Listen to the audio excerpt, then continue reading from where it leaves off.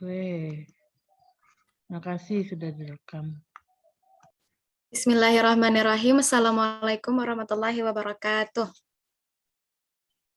Waalaikumsalam warahmatullahi wabarakatuh.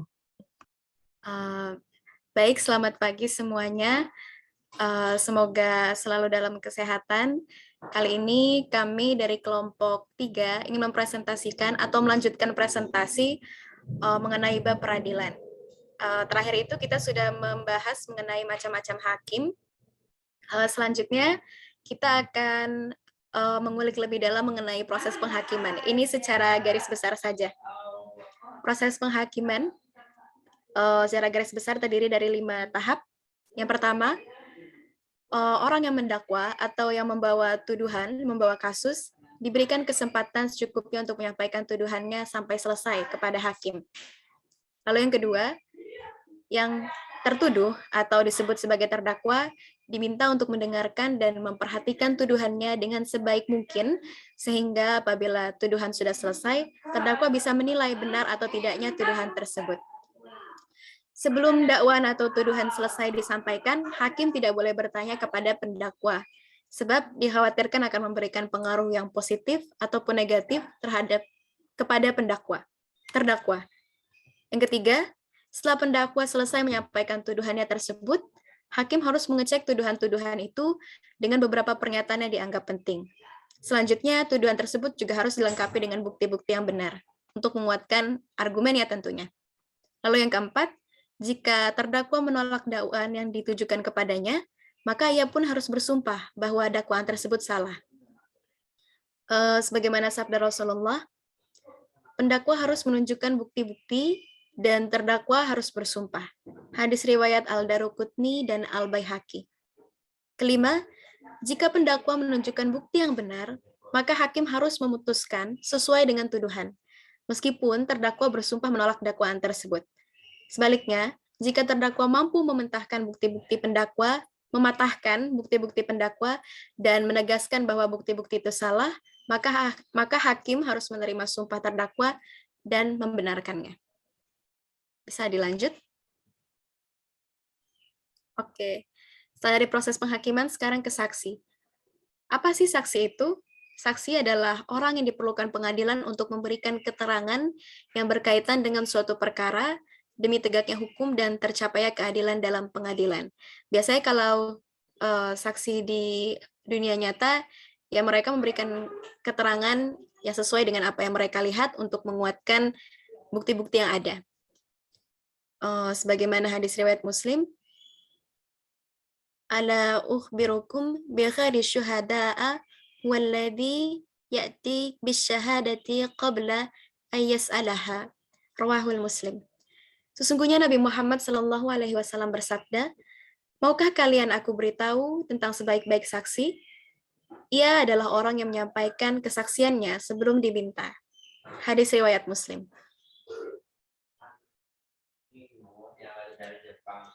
Kemudian untuk saksi, orang-orang yang menjadi saksi juga harus memenuhi syarat-syarat sebagai berikut. Yang pertama, dia seorang Islam. Yang kedua, dia baligh. Ketiga, mumayyiz. Yang keempat, berakal sehat. Kelima, merdeka. Dan yang keenam, dia seseorang yang adil. Lalu bagaimana kriteria adil di sini? Kriteria adil berarti saksi tersebut menghindari dosa besar, kemudian menghindari dosa kecil juga, menghindari perbuatan yang bid'ah, atau tidak jelas hukumnya bagaimana, kemudian jujur bahkan saat marah, dan berakhlak mulia. Kemudian, kalau saksi-saksi itu harus memenuhi syarat-syarat sebagaimana yang telah disebutkan, ada pula saksi yang ditolak. Bagaimana saksi yang ditolak tersebut? Yang pertama, tentunya saksi yang tidak adil. Kedua, saksi seorang musuh kepada musuhnya karena pasti mereka akan menyalahkan musuhnya kalau saksi itu seorang musuh. Yang ketiga, saksi seorang ayah kepada anaknya. Yang keempat, saksi seorang anak kepada ayahnya, sebaliknya. Kemudian yang kelima, saksi orang yang menumpang di rumah terdakwa.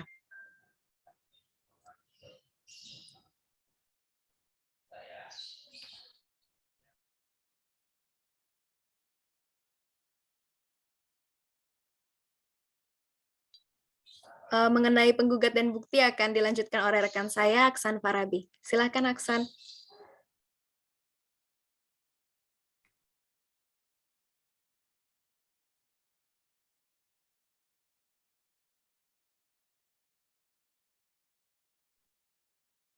Ya, baik. Kita beralih ke bagian penggugat dan bukti. Nah, penggugat itu artinya adalah orang yang mengajukan gugatan karena merasa dirugikan oleh pihak tergugat atau terdakwa. Nah, dan bukti itu adalah sesuatu yang ditunjukkan oleh penggugat untuk memperkuat kebenaran dakwaannya berupa surat-surat resmi, dokumen, dan barang-barang lain yang dapat memperjelas masalah terhadap terdakwa. Adapun bukti yang dari pihak tergugat itu juga bisa dinamakan bukti, tapi tujuannya beda, yaitu untuk mematahkan bukti-bukti yang ditunjukkan oleh penggugat. Ya, Rasulullah bersabda, an Jabir an Rijlaini, langsung ke matan hadisnya aja.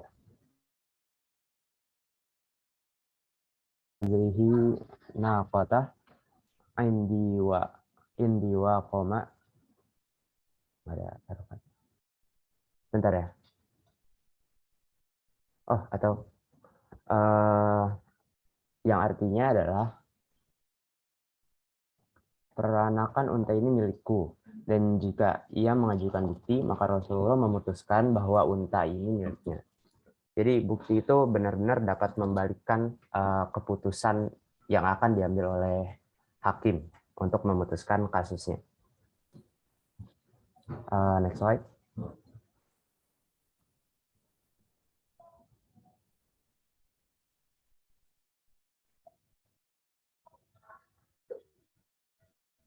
Untuk bagian terdakwa akan dilanjutkan oleh rekan saya, Alifa.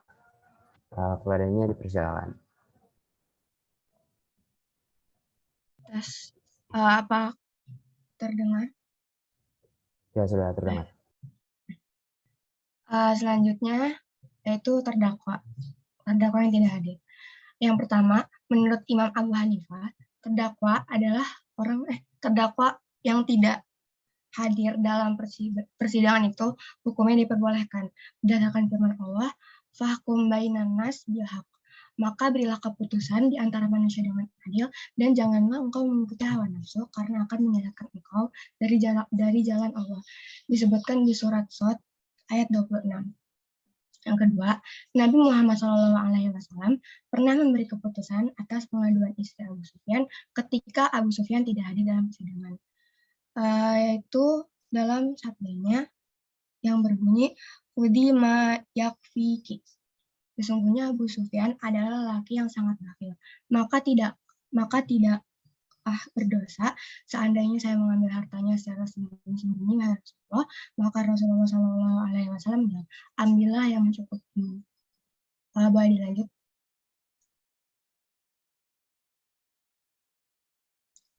Selanjutnya tergugat dan sumpah. Yang pertama tergugat. Tergugat adalah orang yang terkena gugatan dari si penggugat.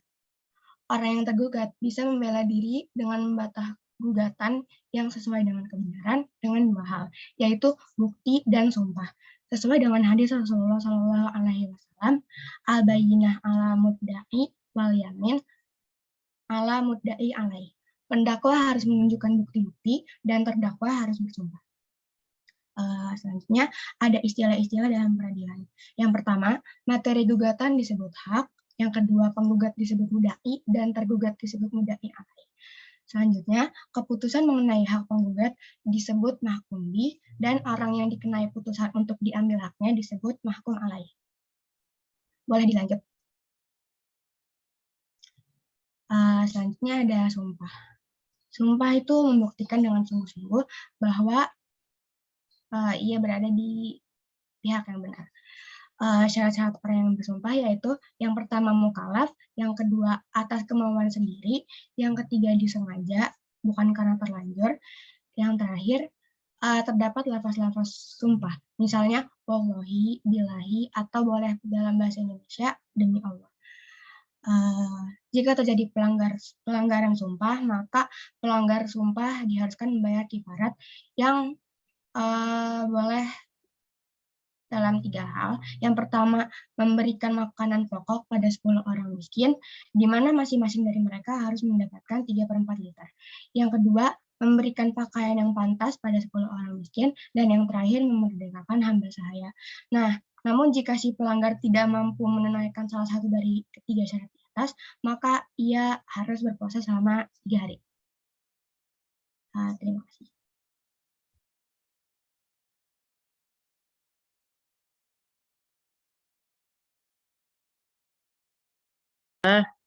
Kita buka sesi tanya jawab sekarang.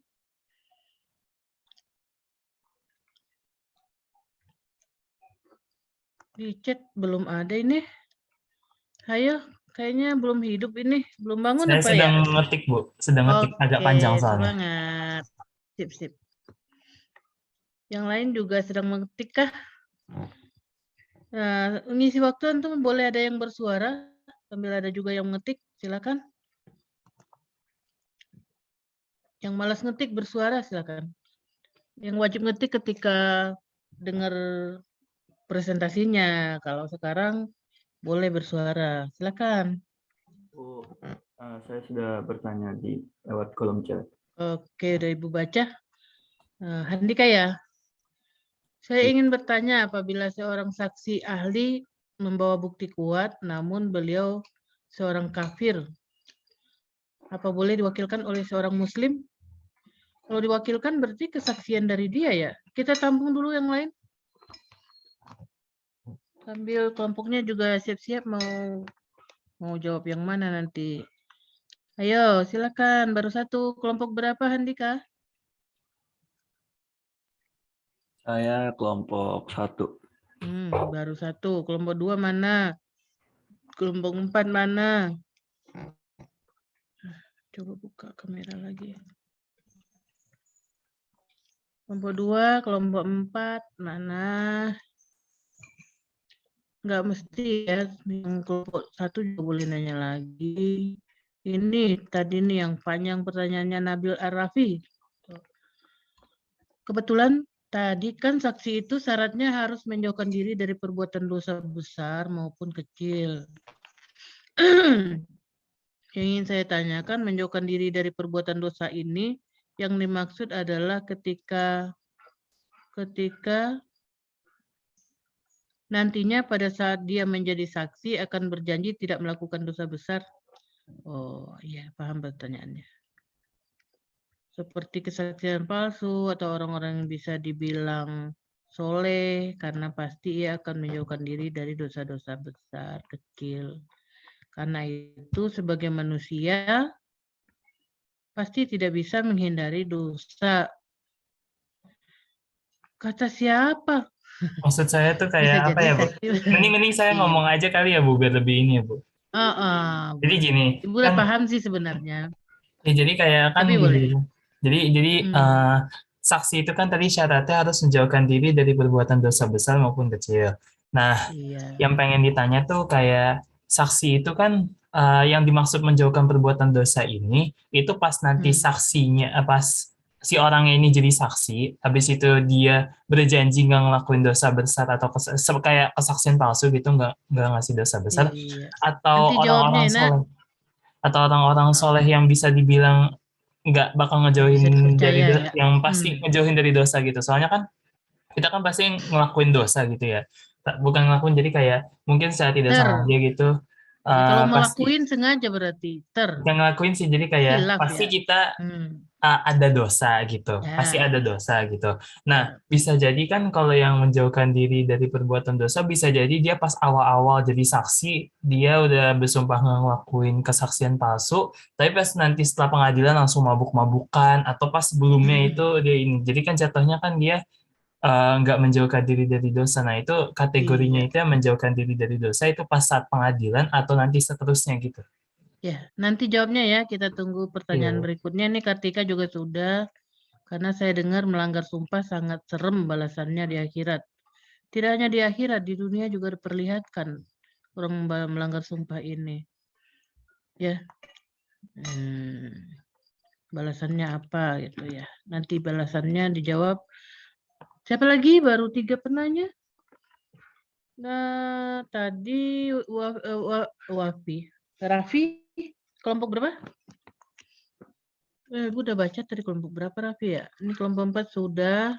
Kelompok 2 kah Raffi? Saya kelompok yang ini Bu, yang pertama. Oh, kelompok yang Ya sama Handika presentasi. bareng ya. Sama Handika. Oh, kelompok 1 ya? Iya.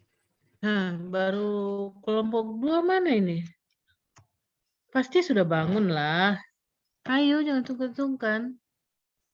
Saya kelompok 2, Bu. Udah. Nah, Fali, silakan ditunggu-tunggu. Nah, tak tulis, Bu, di chat. Pertanyaannya Oh, udah. di Indonesia kan ada peradilan Oke. agama. Mm-mm. Apakah di peradilan agama itu memakai sistem peradilan Islam ini sehingga dia memakai dasar hukum Islam gitu kayak hadis dan Al-Qur'an, atau tetap memakai dasar hukum negara, undang-undang gitu. Itu yang saya tanyakan, Bu. Ya. Masih adakah? Kalau masih ada, raise hand. Kalau enggak kita sambil nanggepin, nanti boleh tambah ngetik di chat ya. Silakan. Kelompok 2, kelompok 3. Mau jawab yang mana?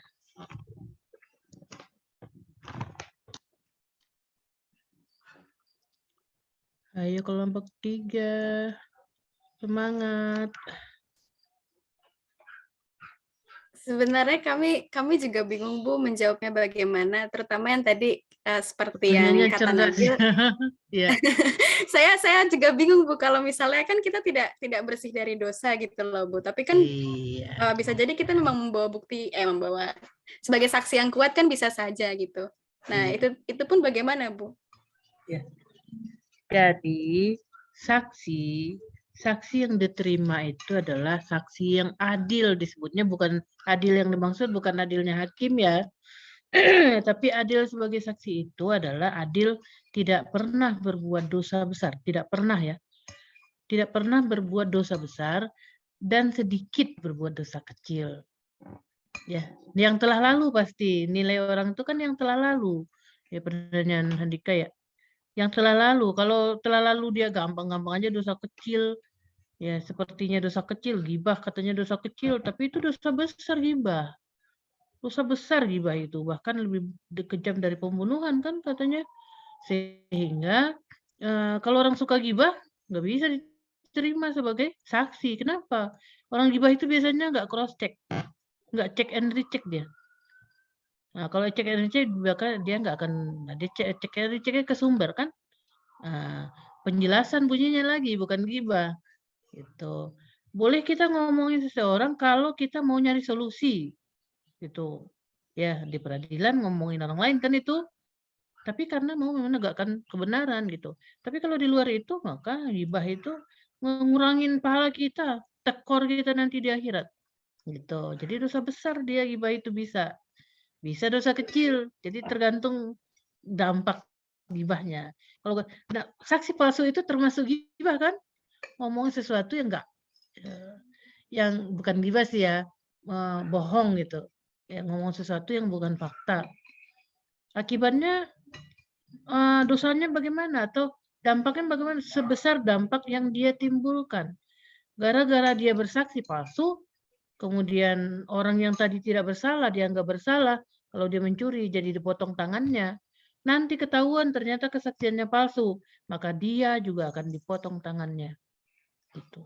Makanya hukum Islam itu membawa damai. Orang nggak berani berbuat kalau hukum dilaksanakan. Nah, kita lihat saja di tempat kita kalau hukum nggak dilaksanakan. Ya, kata Islam, la taqrabuz zina. Ya, di masyarakat kita pacaran biasa aja. Bahkan kalau nggak pacaran malu katanya. Masa dianggap jomblo gitu kan? Nah, ini salah kaprah. Nah, jadinya lihat aja, bablas gitu pacarannya. Terus hamil. Ya, nggak malu. Malah diusap-usap perutnya dekat orang rame. Kan karena malunya sudah hilang. Imannya, kalau malu sudah hilang berarti imannya sudah menipis. Ibu nggak bilang imannya hilang ya, imannya menipis. Gitu. Jadi bukan orang yang pada saat itu dikhawatirkan akan berbuat dosa ya Dika, tapi dia sudah dinilai ini layak menjadi saksi karena selama ini dia bisa dipercaya. Ya kalau dia nggak bisa dipercaya, suka mabuk, bagaimana bisa dipercaya? Karena orang mabuk akalnya nggak jalan, apa aja dia akan lakukan, nggak ada pertimbangan. Maka orang-orang yang ketika normal dia masih ragu-ragu, masih takut-takut berbuat salah, dia punya tekad yang sesuatu, dia minum khamar dulu biar mabuk. Ketika mabuk dia kan nggak ada pertimbangan, dia bisa lakukan. Pernah gantung dengar kisah ada pembunuhan, ya sebelum membunuh dia minum khamar dulu. Ada perkosaan sebelum memperkosa dia minum khamar dulu biar berani.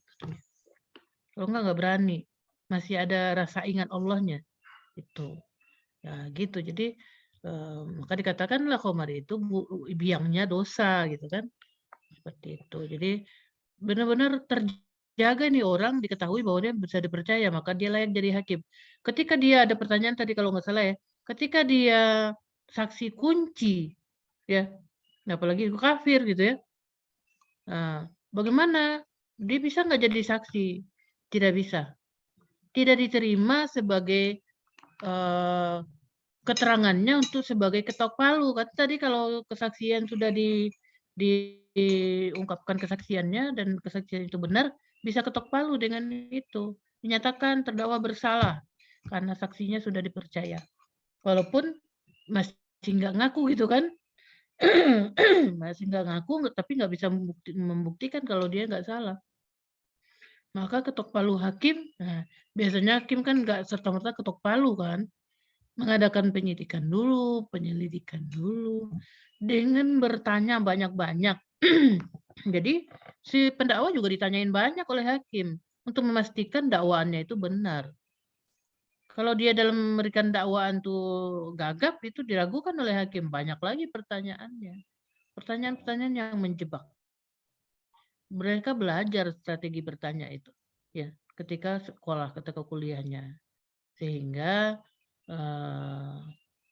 benar-benar hasil sidangnya hakim itu diharapkan valid gitu. Nah, gimana kalau nggak valid?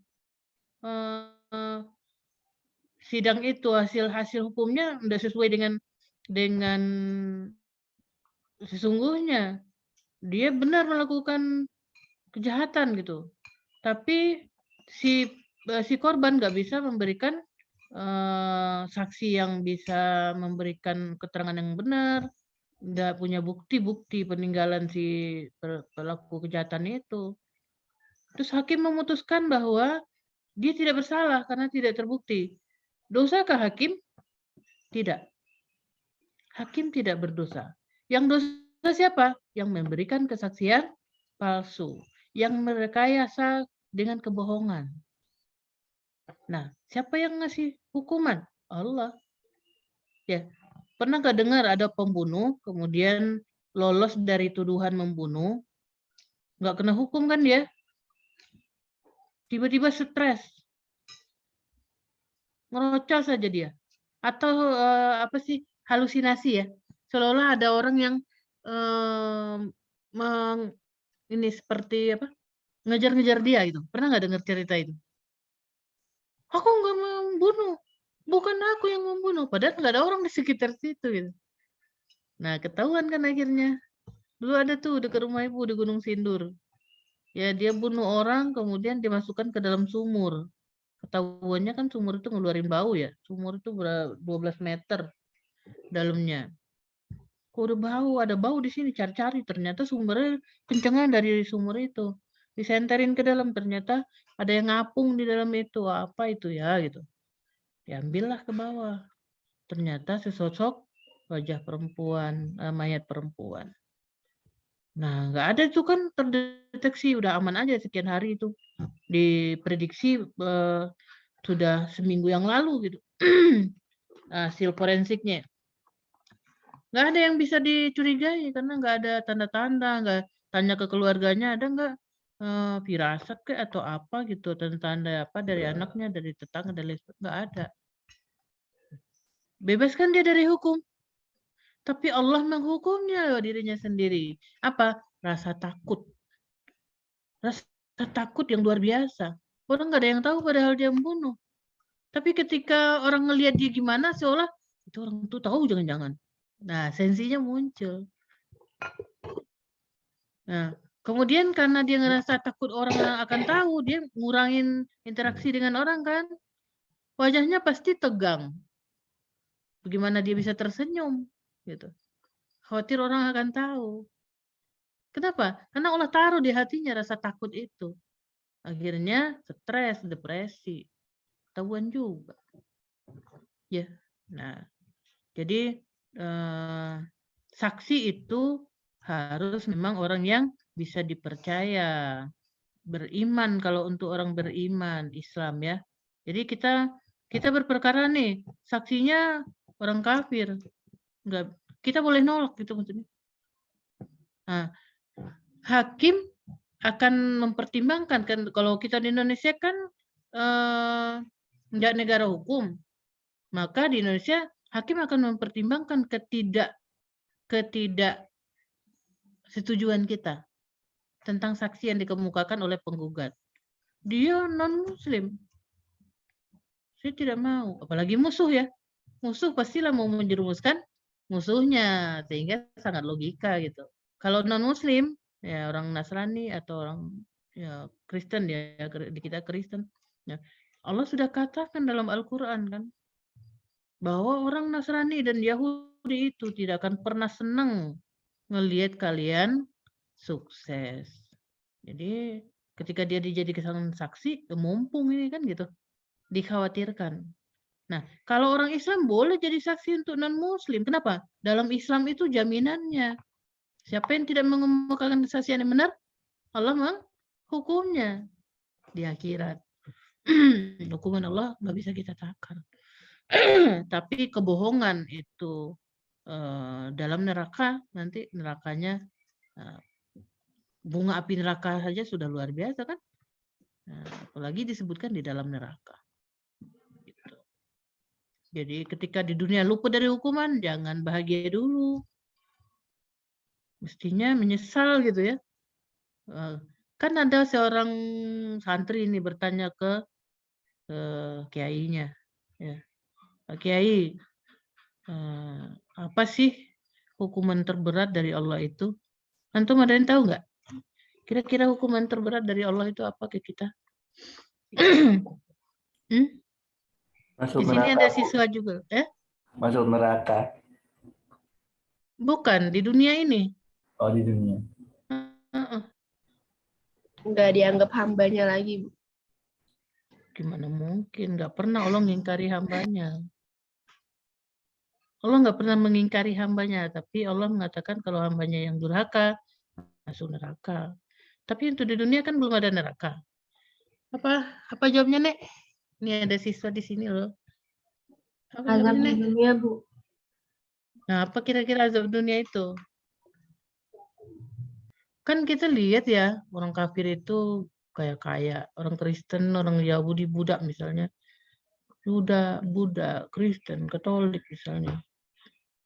Mereka bisa aja sukses banget, kaya banget, baik banget gitu kan dalam kehidupannya.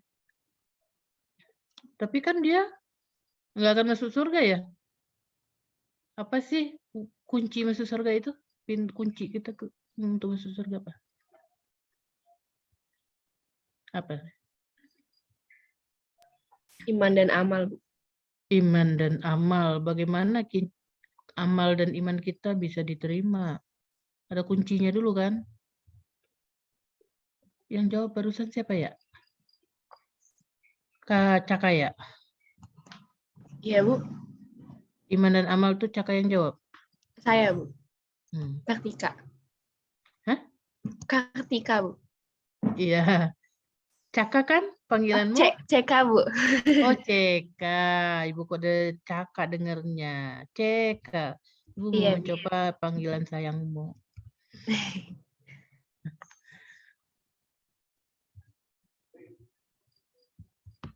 Apa coba?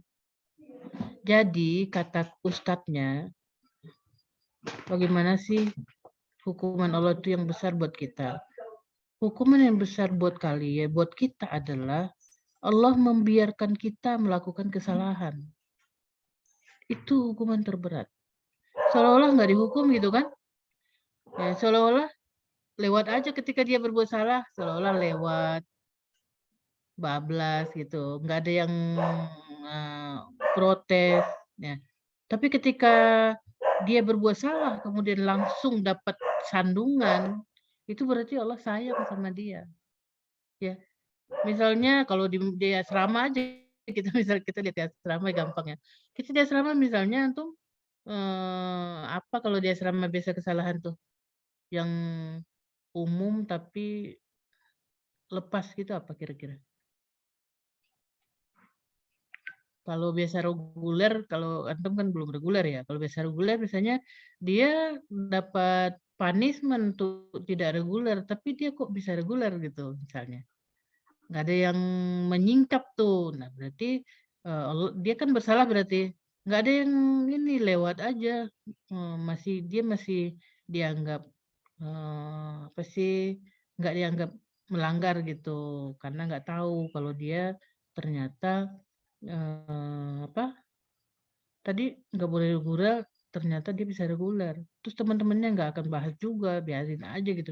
Itu sudah bentuk Allah berkurang sayangnya pada dia. Apalagi misalnya kesalahan di asrama. Dia mager ya. Ibu sendiri dengar mager. Dia mager ke masjid gitu. Tapi luput dari pantauan siapa namanya? Bukan tatib ya, kedis ya? Atau bukan kedis kalau ke masjid ya? Apa sih yang daur itu siapa?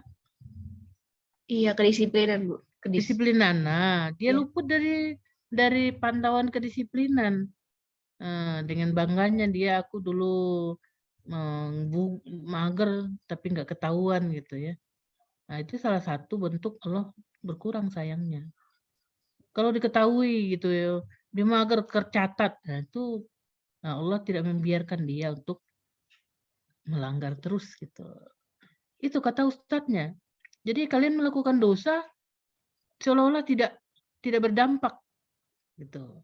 Kan Allah katakan ketika pendosa-pendosa itu biarkanlah mereka karena mereka dunianya dijadikan surga, di akhirat nanti tidak akan ada surga buatnya, kata Allah. Jadi jangan kalian cemburu gitu kan, kata Allah. HP hitam di kamar sana kayaknya, di kamar. Di atas mesin jahit, di atas meja. Maaf dikit ya. Di atas meja setrikaan. Kemarin lihat di situ. Ibu di kampung halaman ya nak, bahagia sekali ketemu nenek. Jadi itu ya, sudah berapa terjawab pertanyaannya tuh? Hakim tadi saksi ya, syarat saksi itu adilnya tidak pernah melakukan perbuatan dosa besar dan tidak sering. Jadi bukan tidak sering artinya dia menjaga dirinya, menjauhkan diri. Nah, kita kan nggak luput dari salah, makanya tidak sering bunyinya. Ya, manusia tidak luput dari salah. Nabi aja salah. Nabi Adam salah kan? Ya, Nabi Muhammad juga salah. Berapa ayat Al-Quran yang menegur Nabi Muhammad? Ya, kita bisa cari. Ayat itu turun karena teguran untuk Nabi Muhammad. Jadi, manusia itu sejatinya namanya manusia, nari nasya, lupa. Nasya itu artinya lupa. Nah, kalau lupa dia terlakukan perbuatan salah. Tapi tidak untuk dosa besar. Kalau dia suka mabok itu dosa besar. Tidak bisa dijadikan saksi. Ya, orang pemabok nggak bisa dijadikan saksi. Kenapa? Karena dia tidak menjaga akalnya. Ya, daya ingatnya jadi akan kurang. Tanggung jawabnya juga akan kurang. Oke, lagi dia apa?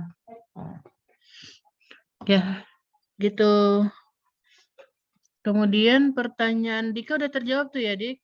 Handika, pertanyaan pertama tadi, Handika sudah ya, Handika? Itu Nabil Bu, itu Oh, ini Nabil yang bagian itu. Yang bagian dosa besar, dosa kecil. Oh, ini Handika membawa bukti kuat namun beliau kafir. Ya, tadi udah jawab juga kan? Orang kafir walaupun dia saksi kunci. Kan ada saksi kunci ya? Kesaksiannya tidak bisa untuk ngetok palu karena tidak sah. Ya, jangankan itu, jangankan kafir. Orang yang dekat dengan pendakwa saja atau ada hubungan tali kasih gitu, istrinya, anaknya, atau ayahnya, atau ibunya, atau bahkan orang tadi yang numpang ya, numpang di rumahnya, nggak ada hubungan tapi numpang rumahnya, khawatirnya akan berpihak, ya, akan berpihak. Hmm. Bu, kalau misalnya saksi itu boleh diwakilkan gitu nggak sih, Bu? Saksi boleh diwakilkan, Iya, tapi makanya. ada syarat orang yang mewakilkan. Kalau untuk saksi diwakilkan adalah orang yang kesaksiannya diterima gitu, yang disaksikan ya. Orang yang kesaksiannya diterima boleh mewakilkan dia menjadi saksi. Oh, Tapi orang yang kesaksian tidak diterima nggak boleh diwakilkan kesaksiannya. Udah nggak diterima gitu, nggak boleh diwakilkan oleh orang yang bisa diterima, enggak, karena keterangan kan dari dia. Tugas si wakil tadi kan menyampaikan apa adanya, membantu kelancaran, kan itu. Jadi bukan orang yang nggak diterima jadi diterima saksinya, tidak. Tetap aja keterangan itu kan dari dia. Itu dibutuhkan banget itu, boleh didengarkan untuk mencari kebenaran. Untuk mengantarkan si hakim mencari kebenaran, tapi belum mengetok palu. Ya, jangankan itu ya. Ingat kasus Jessica dengan Mirna itu, CCTV jelas banget kan ya CCTV. Nggak bisa, bukti CCTV nggak bisa. Ya, kalau bisa bukti CCTV maka itu perkara sudah bisa diputuskan begitu perkara itu dikemukakan CCTV. Karena sudah terbaca analisa di sana. Nah, sebelum dia yang datang duluan pesen kopinya, kemudian terus dia deket ke gelas kopinya, kemudian buka tas gitu. Nah, nggak lihat sih dia naruh sesuatu ke gelas kopi itu, tadi mendekat ke situ buka tas, ngapain coba? Tuh kan. Nah, kalaupun misalnya mungkin dia memberikan sesuatu ke ini, enggak ada kan, ternyata dia memberikan sesuatu ke tukang bikin kopinya, enggak ada, sehingga itu yang sangat mungkin gitu. Sangat-sangat analisanya sangat kuat. Tapi nggak bisa diterima sebagai bukti. Nggak bisa potong hukuman atau ketok palunya, nggak bisa. Boleh dipakai untuk menguatkan bahwa dia bersalah, boleh. Maka cari bukti yang menguatkan sehingga sampailah ke Australia segala kan hakim itu, tim hakim itu mengoreksi sampai kehidupannya sekian tahun yang dari sekian tahun yang lalu. Baru bisa akhirnya diputuskan dia bersalah. Dia nggak terima kan juga.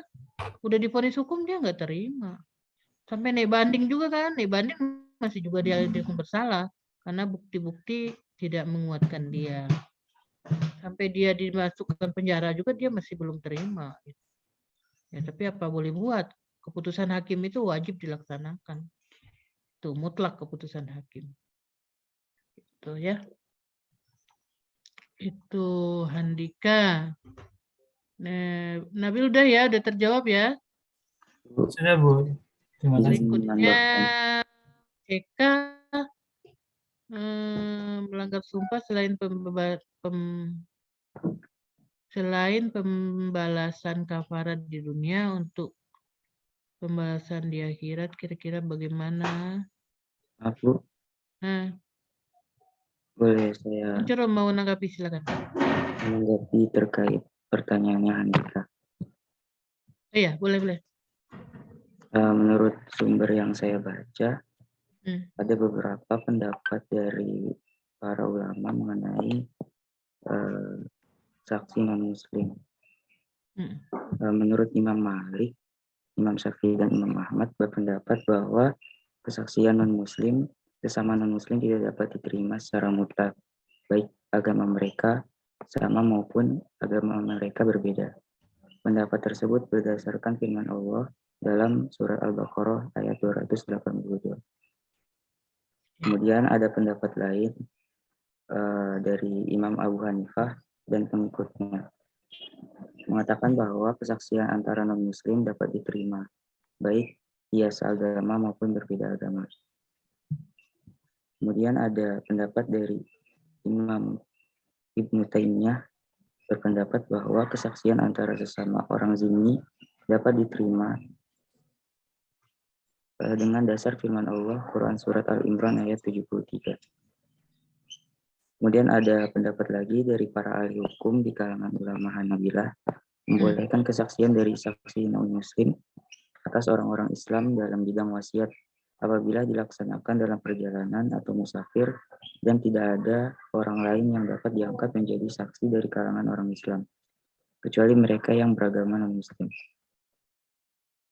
Kemudian menambahkan terkait pendapat Abu Hanifah, Imam Malik, dan Imam Syafi'i, menolak kesaksian orang-orang muslim, non-muslim secara mutlak kecuali dalam hal yang sangat darurat seperti kesaksian dokter non-muslim terhadap suatu peristiwa dan kejadian. Kemudian Ibnu Qayyim mengemukakan bahwa penolakan secara mutlak terhadap kesaksian non-muslim pada orang muslim sebagaimana yang telah dilaksanakan oleh para ahli hukum Islam sebenarnya perlu ditinjau kembali. Pendapat Ibnu Qayyim tersebut sejalan dengan perkembangannya zaman saat ini, di mana pengaruh globalisasi dunia mengakibatkan kehidupan masyarakat menjadi berbaur satu sama lain yang tidak terikat dengan satu agama saja. Sekian, Bu. Terima kasih.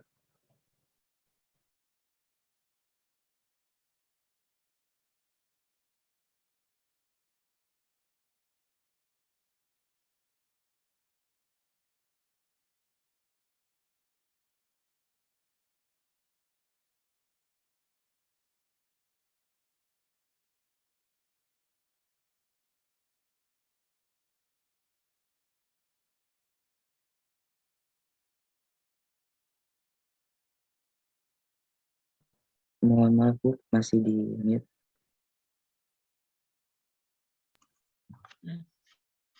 Ya, benar sekali ya yang disampaikan Kuncoro ini. Kemudian ada yang luput juga masih bahwa kesaksian non-muslim itu akan bisa diterima. Kan Ibu terfokus kepada peradilan pidana tadi ya, pidana hudud ya masalahnya. Kesaksian non-muslim itu akan boleh diterima dalam wasiat misalnya. Jadi seorang ketika melihat tanda-tanda kematian, kemudian hendaklah berwasiat. Nah, dia mau berwasiat kan nggak mungkin nyari orang ke dalam kondisi tanda-tanda kematian misalnya. Yang ada di dekat dia itu orang non-muslim. Kita hidup berdampingan misalnya, maka kesaksiannya boleh diterima untuk wasiat atau untuk nasab. Ya, karena untuk nasab itu di dalam masyarakat, kehidupan masyarakat. Nah, kalau untuk kesaksian di dalam hudud tidak begitu, gitu. Lebih dekat kepada ulama akan lebih sepakat pada kesaksian non-muslim tidak diterima karena masalah hudud. Masalah hudud itu masalah berat, gitu. Jadi untuk hal-hal yang ringan, misalnya kesaksian dalam jual beli juga bisa non-muslim, gitu. Ya, karena akan ada itu kan kehidupan bermuamalah. Jadi bermuamalah kita dibolehkan dengan non-muslim. Gitu. Tapi untuk masalah hudud agama itu lebih kencang. Kenapa? Itu masalah nama baik yang luar biasa. Gitu. Benar adanya tadi perbedaan pendapat. Masalah hakim juga kan nanti hakim itu hakim perempuan. Jumhur ulama kan ada ulama yang bolehkan. Jumhur ulama tidak menerima hakim perempuan gitu. Nah, analisanya kalau sekarang bagaimana? Ya, kalau ada yang sekarang menerima hakim perempuan, ya sah-sah saja. Kenapa? Karena perempuan sekarang bebas menuntut ilmu. Setara dengan laki-laki, dia punya pemahaman yang mumpuni juga tentang masalah itu, bisa. Ya, sehingga kalau memang dia punya kompeten untuk menjadi hakim, ulama yang tadi sebagian membolehkan itu sah-sah saja. Gitu. Kenapa? Kalau dulu kan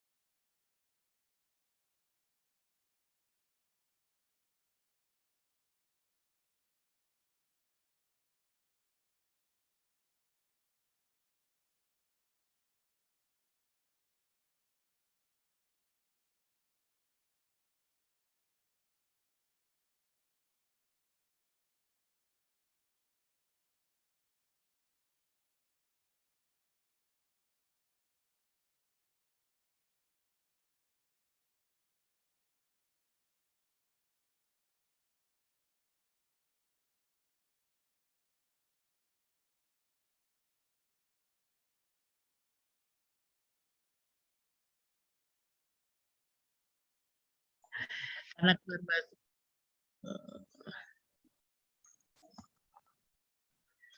Ada yang mau jawab pertanyaan Fali?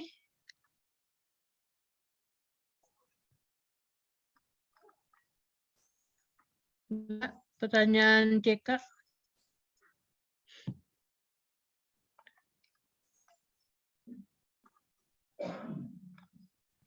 Ibu maaf, saya izin menjawab pertanyaan Fali. Ya, silakan. Kan itu pertanyaannya, di Indonesia ada peradilan agama, yang dipakai itu hukum Islam atau hukum negara. Kalau buat peradilan agama, yang dipakai itu hukum Islam. Ya, semoga menjawab. Di peradilan itu, agama itu hukum Islam. Hukum Islam, Bu, kalau buat peradilan agama. Iya. Peradilan agama itu juga agama Hindu di sana, ada agama Buddha di sana. Tidak hanya agama Islam loh yang di peradilan agama gitu. Jadi hukum yang di peradilan agama juga menyesuaikan dengan undang-undang yang ada. Cuman karena dia peradilan agama dan kita banyak muslimnya, lebih besar pengaruh dari Islam gitu di peradilan agama. Nah, di peradilan agama itu kan urusan pidana enggak di peradilan agama. Di peradilan agama itu urusan rumah tangga, nikah, waris, wakaf itu. Ya. Nah, jadi kalau hudud pidana itu masuknya ke peradilan umum dia. Jadi makanya lebih banyak kenapa? Karena hukum Islam ya keluarga Islam pasti berdasarkan Islam. Ya, jadi menyesuaikan mereka ketika yang berkasus itu orang Konghucu ya sesuai agama Konghucu gitu. Nah, kalau ada perselisihan antara Islam dan non-Muslim itu tidak ke peradilan agama perginya, ke peradilan umum. Jadi makanya kita ngelihatnya sesuai dengan Islam. Kalau untuk kita Islam sesuai ajaran agama gitu. Kan tujuan diadakan pemerintah salah satunya untuk melindungi agama supaya bisa berjalan agama itu. Nah, mana urusan agama yang berjalan itu adalah urusan rumah tangga, urusan wakaf, urusan haji untuk Islam ya. Nah, untuk orang Kristen, urusan hari-hari besar agama mereka, itu urusan pernikahan rumah tangga mereka diatur oleh pengadilan agama. Kita merasakan hanya Islam kan karena kita memang urusannya dengan urusan Islam. Gitu. Kalau antum pergi ke kantor pengadilan ke kantor Kemenak itu ada di sana meja nih untuk orang Konghucu, nih meja orang Kristen, nih meja orang Katolik gitu. Ada. Nah, Ibu ketika dilantik dulu di Kemenak itu bersama kita itu banyak orang Kristen juga yang bareng-bareng dilantik. Ya, jadi pegawai Kemenak gitu. Ya, jadi itu tetap perlakuannya untuk orang Islam pasti sesuai dengan Islam. Pasti. Kenapa? Karena dia beragama Islam. Nah, kalau di pengadilan umum itu urusannya urusan prahara. Ya, urusan pidana dan hudud. Ya. Nah, ketika itu umum ya berlaku hukum umum gitu. Ya. Bagus. Berikutnya pertanyaan si terakhir tadi. CK ini. Pertanyaan CK. Bisa dijawabkah? Aksan mungkin? Ya. Jadi pertanyaan CK ini ketika di dunia ya jika melanggar sumpah selain pembalasan kafarat di dunia untuk pembalasannya di akhirat kira-kira bagaimana? Ya, karena saya dengar melanggar sumpah sangat serem balasannya di akhirat. Ya. Namun saya kurang ingat balasan apa. Balasan apa? Terima kasih. Salam warahmatullahi. Sip lah. Jadi ketika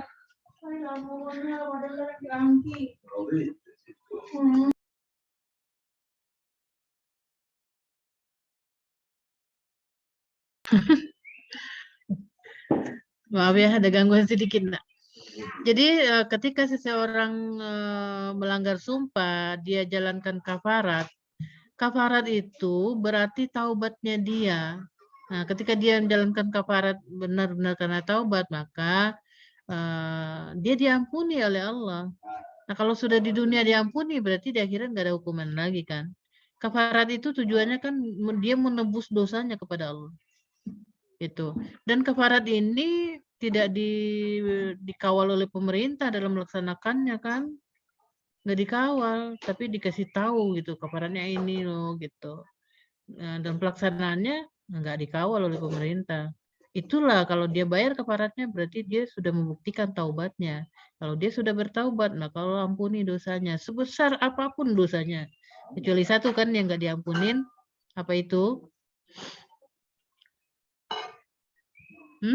Syirik ya. Dosa syirik tidak diampuni. Ya. Tapi dosa-dosa selain itu diampuni oleh Allah. Walaupun dikatakan siapa yang bunuh dirinya, dia nggak akan keluar dari neraka, itu dia bunuh diri berarti kan nggak taubat dia sebelum. Tapi kalau dia nggak syirik, selama-lama apapun dia akan. Nah, apalagi ada doa orang-orang yang setelahnya dia, gitu. Allah terima kok doanya. Gitu.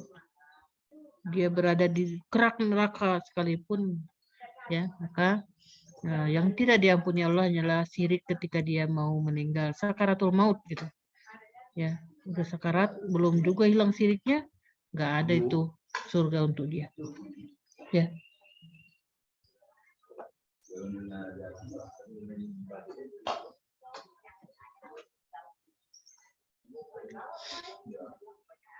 Ayo, ada lagi? Kita kalau sudah ada lagi, tadi sudah nyiapin kuis ya kelompok ini. Kita akan buka kuis.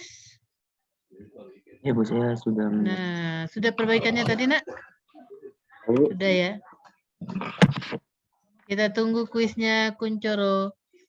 Hadiahnya dari Bu Nova nih. Ada pulsa untuk antum. Untuk yang terbaik, pulsa 15.000.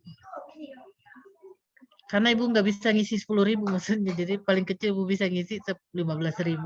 Beruntunglah antum yang dapat pulsa ya. Silakan Kuncoro.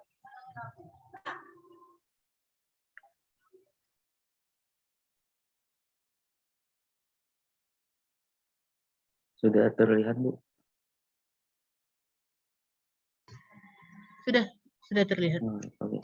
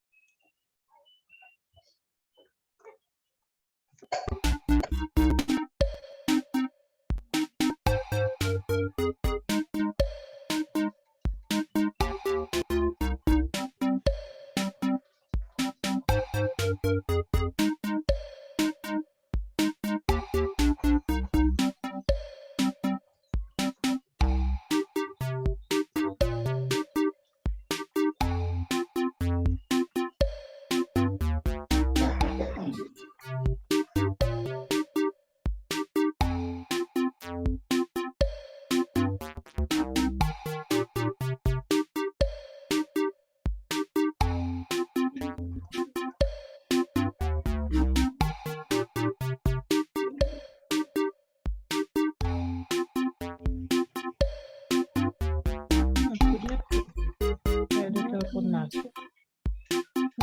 Kan Jakarta. Padahal kan nggak nelpon gitu.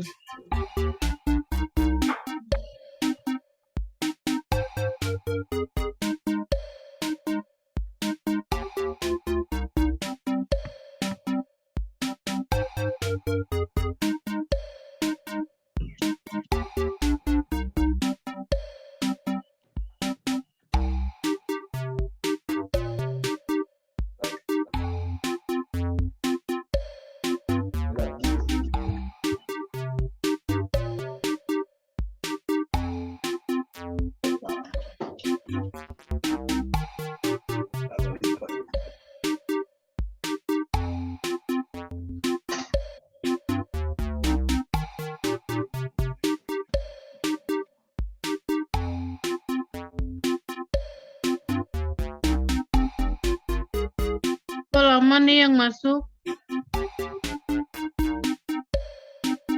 Baru 8. Ayo segera masuk.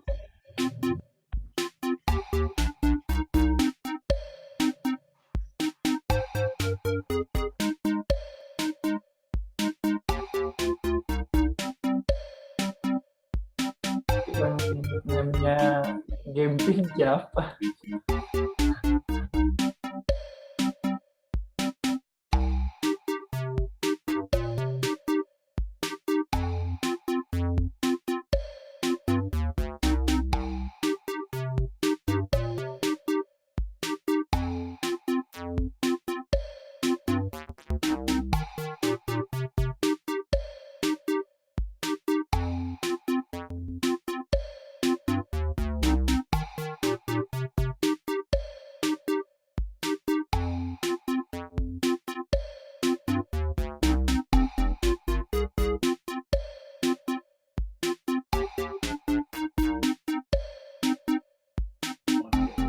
Ya, baru 13. Masih 4. Masih 13, masih 6 lagi atau 5 lagi ya.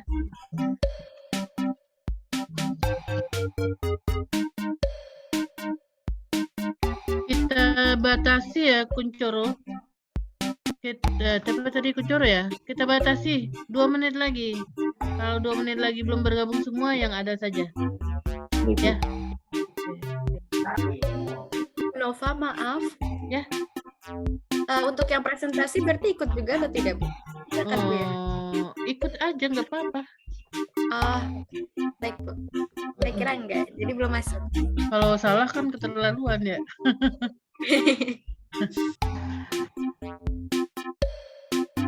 Oh, ini yang presentasi belum masuk pada ya.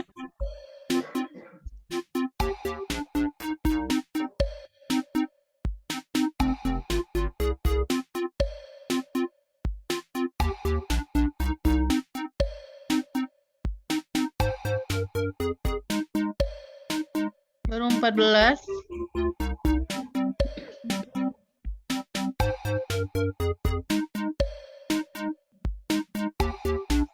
Sinyal kelihatannya juga ya. Sudah 2 menit. Kita mulai saja. Kuncoro, silakan dimulai. Bu, saya mulai.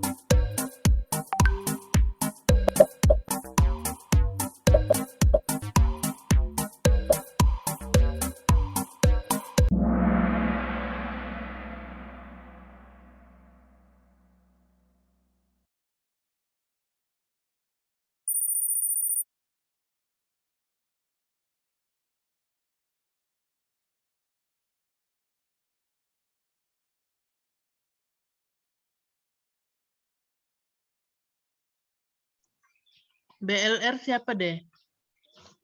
Saya Bu, Baskara. Oh, Baskara. Kalau begitu Ibu nggak tahu namamu. Baskara aja, jangan BLR. Kepanjangan Bu.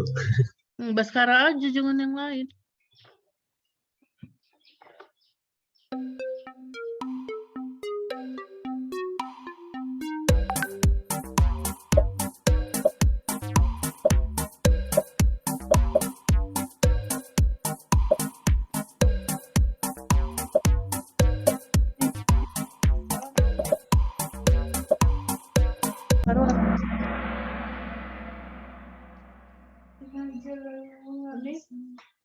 Ini nggak enakan gitu mau nambah.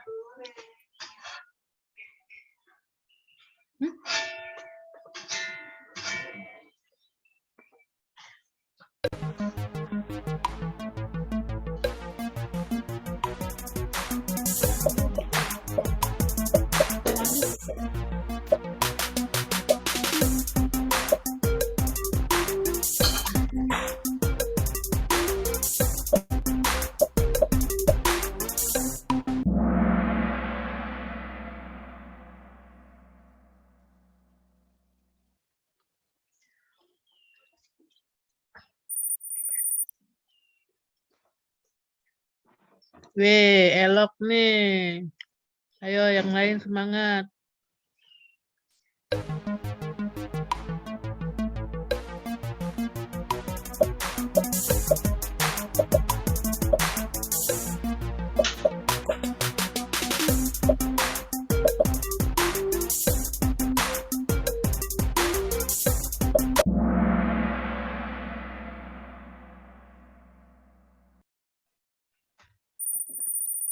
Wah,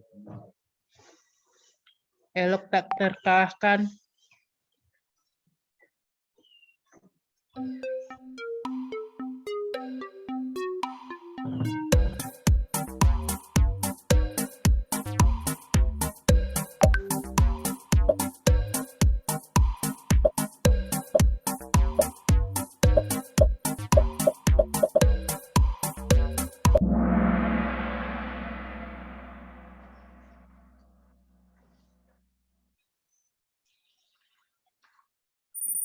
Masih elok.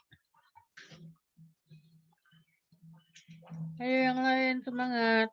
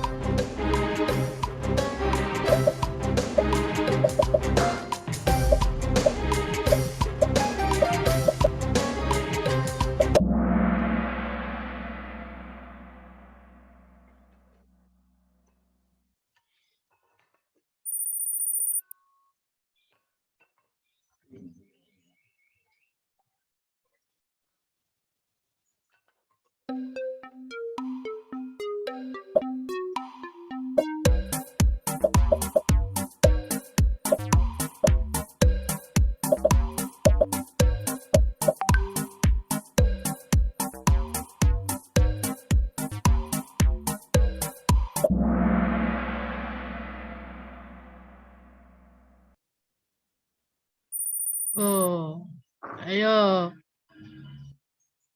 Elok jangan patah arang ya.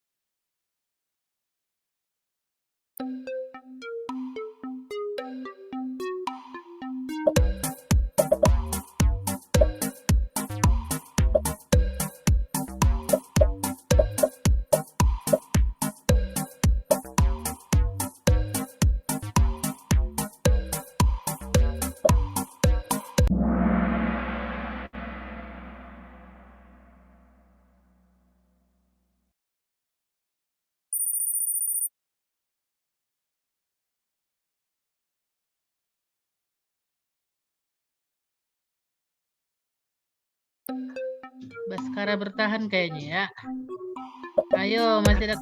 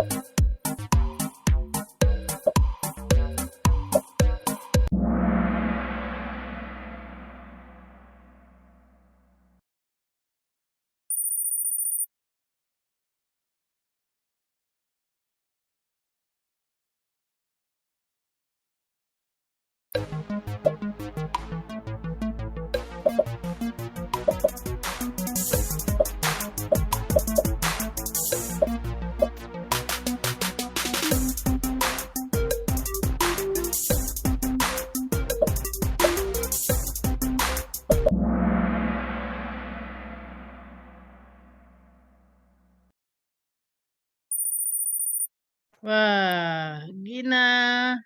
Ayo, semangat semuanya.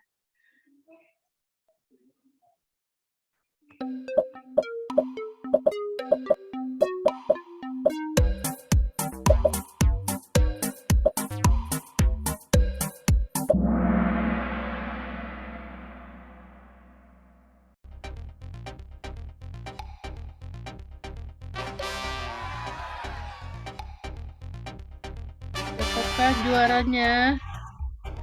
Woi, juara 1 siapakah? Gina. Selamat Gina. Dapat pulsa 15.000.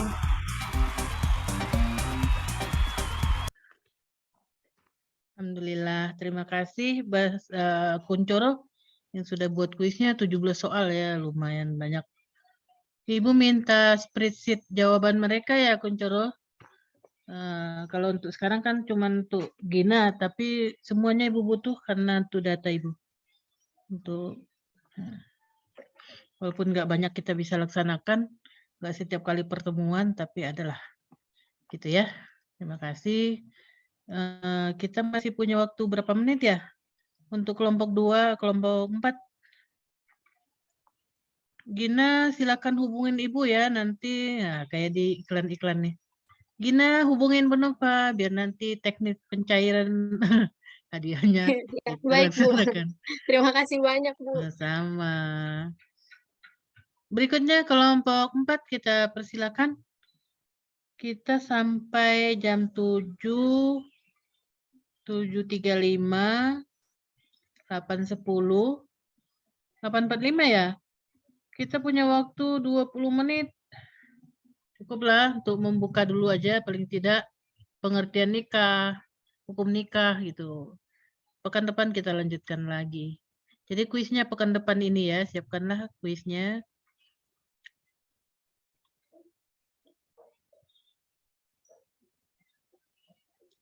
Untuk hari ini untuk pembuat kuis Ibu kasih poin 10. Siapakah pembuat kuisnya? Kuncoro sendiri? Saya, Bu. Ya, Kuncoro dapat poin 10. Nanti kalau ulangan, Kuncoro nilainya 80 menjadi 90. Ingatkan Bu Nova ya. Iya, Bu. Baik, Bu. Ibu akan catat di slide, cuman khawatirnya luput. Nah, antum ingatkan. Bu, saya punya poin 10. Gitu. Yang lain dengar ya, jadi saksi ya. Ada 2 orang saksi laki-laki di sini kan, banyak lah, berarti cukup lah saksinya. Kita tunggu kelompok 4, mana ya?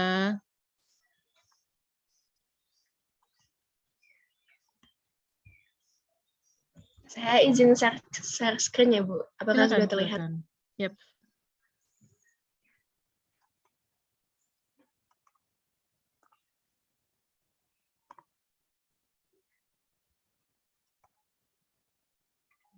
Sudah terlihat? Sudah.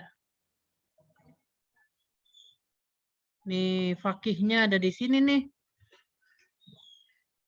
Siapa aja kelompok nih? CK, Alifa Baskara, tadi ya. Elok, sama Alifa udah Raihan. boleh tuh raise-hand-nya ditutup. Ganti dengan kelompok ini raise hand biar Bu tahu kelompoknya siapa aja. Ada Arya, ada CK. Elo kelompok 4 kah? Iya, Bu. Ya, raise hand. Masih direkam nih ya?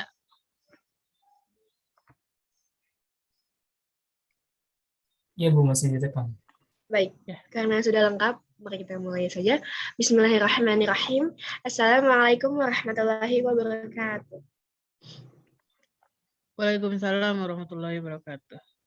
Alhamdulillahirrabbilalamin, wabihi nasta'in wa umurid dunya waddin, wassalatu wassalamu ala asyrafil anbiya'i wal mursalin, wa ala alihi wa sahbihi ajma'in amma ba'd. Alhamdulillah, pada Jumat yang insya Allah berkah ini, kami dari kelompok 4, dengan saya Kartika Cahya, Amin ya kemudian rabbal ada alamin. Baskara Lutfi, Elok Vela, dan Muhammad Raihan Fadilah, serta Arya Naufal Akmal akan mempresentasikan tentang pernikahan. Untuk mempercepat waktu, langsung saja saya serahkan kepada saudara Raihan dan Baskara. Nikah. Apa sih nikah itu? Nikah itu suatu akad, ya, termasuk akad mitsakon gholizan atau akad yang sangat dianjurkan, yang menghalalkan pergaulan antara seorang laki-laki dengan seorang perempuan yang bukan mahramnya, sehingga melahirkan hak dan kewajiban di antara keduanya dengan mengucapkan lafaz ijab qabul. Tujuannya untuk mendapatkan keturunan kebahagiaan yang kekal. Lanjut. Selanjutnya ada hukum pernikahan. Yang pertama mubah. Mubah itu bagi yang tidak terpaksa oleh alasan-alasan yang mewajibkan atau mengharamkan nikah. Lalu ada yang sunnah, bagi yang memiliki bekal untuk menafkahi keluarganya, mampu secara jasmani dan rohani, serta dirinya tidak khawatir terjerumus dalam zina. Lalu yang wajib ini bagi yang memiliki bekal untuk menafkahi keluarganya, mampu secara jasmani dan rohani, namun dirinya khawatir akan terjerumus dalam zina. Lalu ada yang makruh. Yang makruh bagi yang belum memiliki bekal untuk menafkahi keluarganya, walaupun sudah mampu secara jasmani dan rohani. Yang terakhir ada yang haram, yaitu bagi yang ingin menikah dengan tujuan tercela. Contohnya adalah untuk menyakiti, mempermainkan, serta memeras harta pasangannya.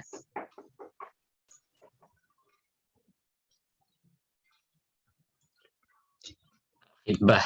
Khitbah artinya pinangan, yaitu permintaan seorang laki-laki kepada seorang perempuan untuk dijadikan istri dengan cara-cara umum yang sudah berlaku di masyarakat, ya, atau kita kenal lamaran. Perempuan yang boleh dipinang statusnya bukan istri orang, tidak dalam masa iddah. Perempuan perempuan belum dipinang orang lain, jadi nggak boleh nikung-nikungan. Nah, cara mengajukan pinangannya, kalau untuk janda atau gadis yang sudah habis masa iddahnya dinyatakan secara terang-terangan. Kalau kepada janda yang masih dalam masa iddah tolak bain atau ditinggal mati suami, tidak boleh dinyatakan secara terang-terangan. pinangan kepada mereka atau perempuan-perempuan itu menurut Quran surat Al-Baqarah ayat 235 dilaksanakan secara sembunyi-sembunyi atau dengan sindiran.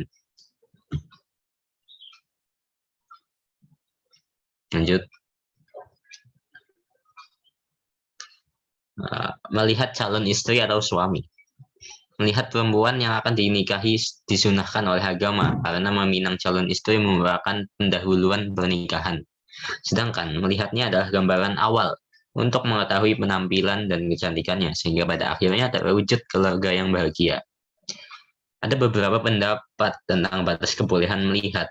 Menurut jumhur ulama, hanya dibolehkan melihat wajah dan kedua telapak tangan. Dengan demikian dapat diketahui kehalusan tubuh dan kecantikannya. Menurut Abu Daud, boleh melihat seluruh tubuh. Menurut Imam Abu Hanifah, membolehkan melihat dua telapak kaki, muka, dan telapak tangan. Lanjut. Lalu ada mahram.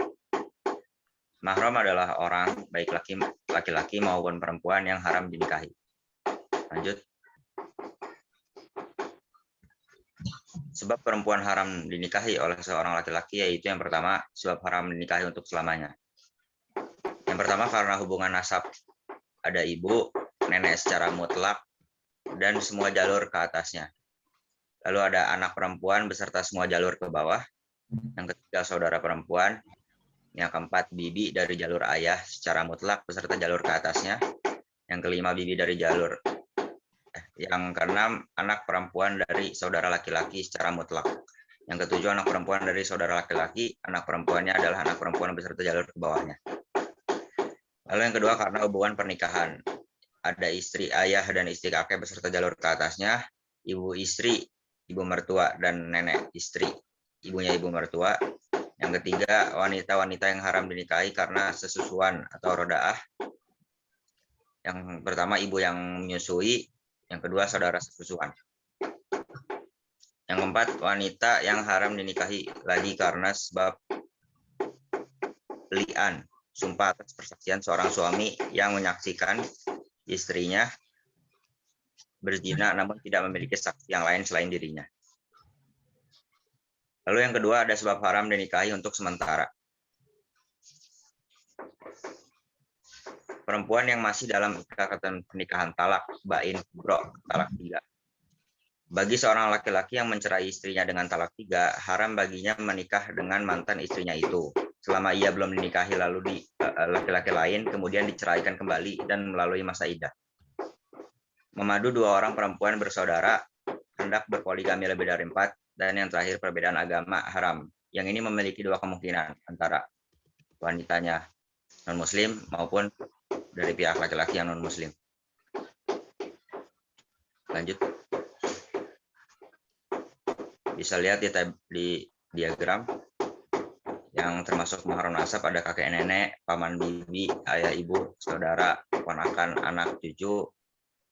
Lalu mahram nikah ada kakek nenek dari mertua, suami istri, anak tiri, cucu tiri, menantu, cucu mantu. Lalu yang bukan mahram ada bibi atau paman, sepupu, saudara tiri, saudara ipar, keponakan ipar, dan sebagainya. Lanjut.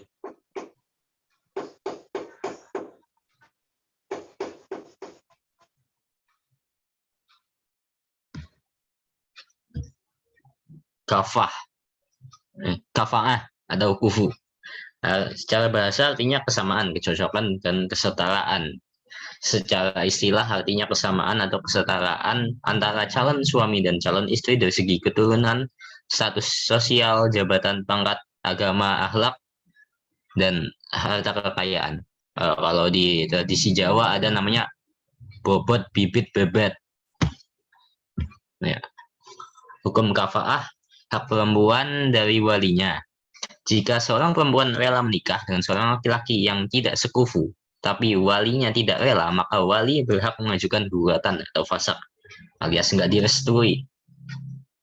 Ya, lanjut. Ukuran tinjauan sekufu.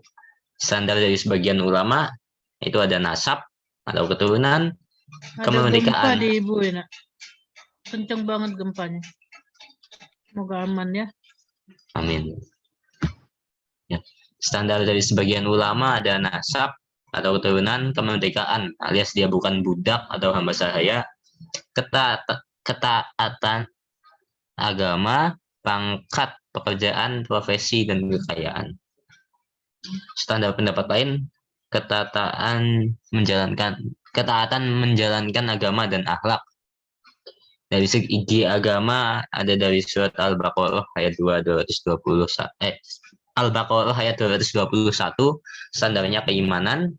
Dari Ifah ada surat An-Nur ayat 3 terpelihara dari segala sesuatu yang diharamkan dalam pergaulan. Orang baik menjaga diri dari pelacur, tidak cukup. Ya.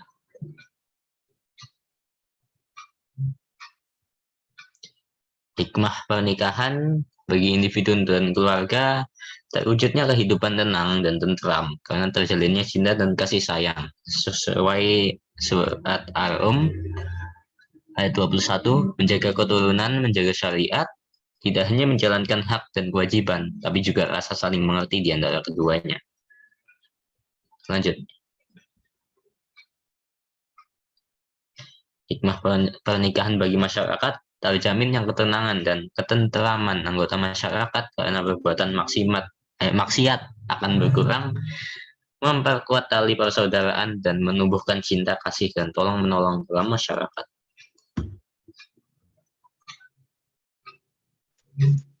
Lalu ada rukun dan syarat-syarat nikah.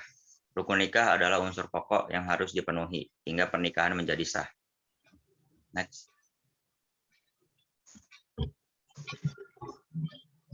Rukun dan syarat nikah. Yang pertama bagi calon suami, yaitu beragama Islam, benar-benar seorang laki-laki, nikah bukan karena dasar paksaan, tidak beristri 4, masa idah masih dianggap istri, mengetahui bahwa calon istri bukanlah wanita yang haram ia nikahi. Lalu calon istri bukanlah yang haram dimadu dengan istrinya, seperti saudara perempuan kandung istrinya, untuk yang akan melakukan poligami. Yang terakhir tidak sedang berihram haji atau umroh. Lalu untuk calon istri yang pertama syaratnya beragama Islam, yang kedua benar-benar seorang perempuan, yang ketiga mendapat izin menikah dari walinya, yang keempat bukan sebagai istri orang lain, yang kelima bukan sebagai muqtadah, yang sedang dalam masa iddah, yang keenam tidak memiliki hubungan mahram dengan calon suaminya, yang ketujuh bukan sebagai wanita yang pernah jilian calon suaminya, dilaknat suaminya karena tertuduh zina, yang kedelapan atas kemauan sendiri, lalu yang sembilan tidak sedang ihram haji atau umroh. Lanjut.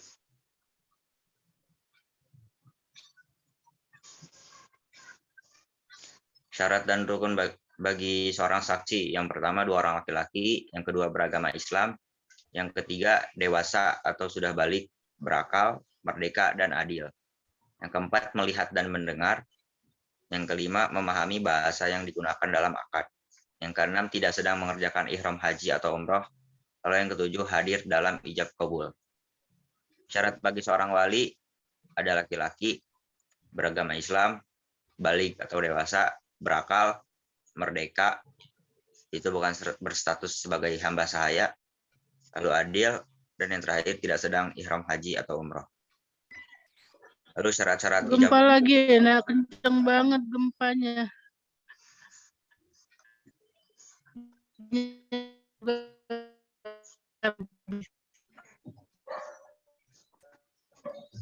Lalu syarat-syarat ijab kabul yang pertama menggunakan kata yang bermakna menikah, nakaha atau menikahkan, atas wij, baik bahasa Arab, bahasa Indonesia atau bahasa daerah sang pengantin. Yang kedua, lafaz ijab kabul diucapkan pelaku akad nikah, pengantin laki-laki dan wali pengantin perempuan. Yang ketiga, antara ijab dan kabul harus bersambung, tidak boleh diselingi perkataan atau perbuatan lain. Yang keempat, pelaksanaan ijab dan kabul harus berada pada suatu majelis atau tempat dan tidak dikaitkan dengan suatu persyaratan apapun. Lalu yang terakhir, tidak dibatasi dengan waktu tertentu. Lanjut.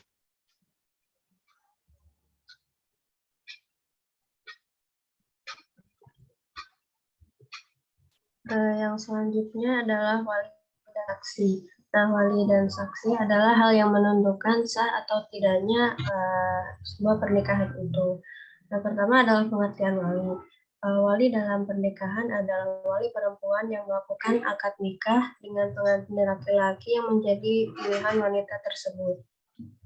Nah, syarat wali secara umum, yang pertama adalah merdeka atau mempunyai perusahaan.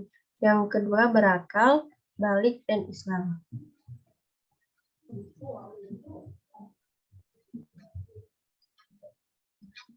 Yang selanjutnya adalah bapak atau kakek yang boleh menjadi wali tanpa meminta izin kepada pengantin. Nah, ini syaratnya ada 4. Yang pertama adalah tidak ada permusuhan antara wali mudbir dengan anak gadis tersebut. Yang kedua, sepupu antara perempuan dengan laki-laki calon suaminya. Yang ketiga, calon suami itu mampu membayar mas kawin. Dan yang terakhir, calon suami tidak cacat yang membahayakan pergaulan dengan calon pengantin wanita seperti buta dan yang semisalnya. Lanjut. Nah, yang selanjutnya ada tingkatan wali. Wali ini dibagi menjadi 2, yaitu wali nasab dan wali hakim. Nah, wali nasab ini adalah wali dari pihak kerabat, dan wali hakim ini pejabat yang diberi hak oleh penguasa untuk menjadi wali nikah dalam keadaan tertentu dan dengan sebab tertentu. Nah, urutan wali nasab ini yang pertama ada ayah, yang kedua kakek dari pihak bapak terus ke atas seperti kakek, terus buyut, dan seterusnya.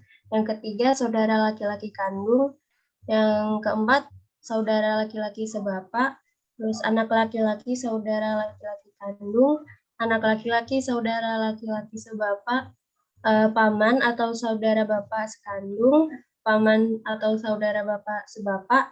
Yang 9, anak laki-laki dari paman sekandung. Yang 10, anak laki-laki dari paman sebapak. Dan yang terakhir adalah hakim.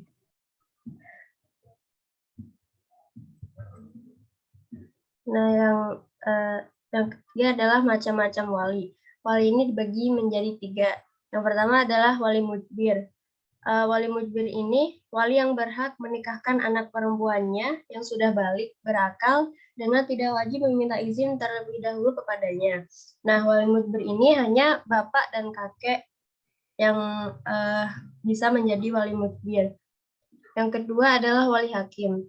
Nah, wali hakim ini kepala negara yang beragama Islam. Nah, di Indonesia, tanggung jawab ini dikuasakan oleh Menteri Agama yang selanjutnya dikuasakan kepada para pegawai pencatat nikah.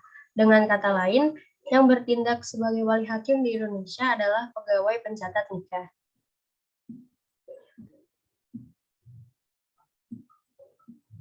Sebab-sebab perempuan berwali hakim. Yang pertama adalah tidak ada wali nasab. Yang kedua, yang lebih dekat tidak mencukupi syarat sebagai wali, dan wali yang lebih jauh tidak ada. Yang ketiga, wali yang lebih dekat gaib atau tidak berada di tempat atau berada jauh di luar wilayahnya, sejauh perjalanan safar yang membolehkan seseorang mengqashar sholatnya. Yang keempat, wali yang lebih dekat sedang melakukan ihram atau ibadah haji atau umroh. Yang kelima, wali yang lebih dekat masuk penjara dan tidak dapat dijumpai. Yang keenam, wali yang lebih dekat tidak mau menikahkan. Ketujuh, wali yang lebih dekat secara sembunyi-sembunyi tidak mau menikahkan. Yang kedelapan, wali yang lebih dekat hilang, tidak diketahui tempatnya dan tidak diketahui pula hidup dan matinya. Yang ketiga ada wali adol. Wali adol ini wali yang tidak mau menikahkan anak atau cucunya karena calon suami yang akan menikahi anak atau cucunya tersebut tidak sesuai dengan kehendaknya.